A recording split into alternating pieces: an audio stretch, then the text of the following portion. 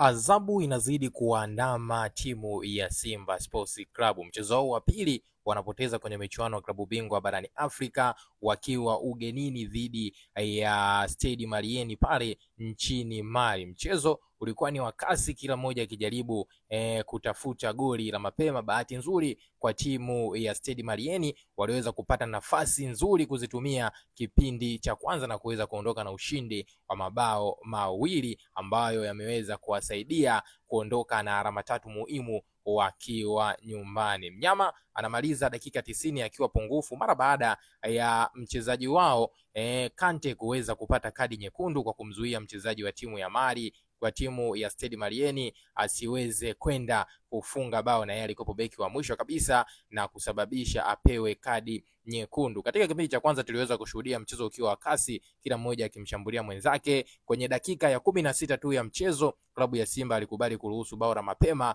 kwenye dakika ya 16 kupitia mchezaji Fomokwani, lakini kwenye dakika ya 21 ya mchezo klabu ya Simba kakubali kuruhusu bao la pili kupitia mchezaji Si Mpara na kufanya mchezo uweze kwenda half time kwa Simba akiwa nyuma ya mabao mawili kwa bila. Lakini klabu ya Simba walirudi kivingine katika kipindi cha pili. Tuweza kushuhudia sabu mbalimbali zikifanywa na meneja mkuu wa klabu hiyo ya Simba Dimitri Pantev na kuifanya Simba iweze kuamka na kuchangamka kwenye kutafuta matokeo ambayo haikuwa bahati naweza kusema, lakini klabu ya Simba ilionekana kucheza vizuri, ilitengeneza nafasi nyingi sana, lakini wameshindwa kuzitumia. Lakini waliweza kujipatia bao lao moja kupitia mchezaji nyuma Ema katika kipindi cha pili cha mchezo. Bonge moja la shuti kupitia guu lake la kulia ambalo aliweza kulinyoosha moja kwa moja langoni kwa timu ya Stade Malien na kusababisha wapate angalau bao moja la kufutia machozi na kupelekea mchezo uweze kutamatika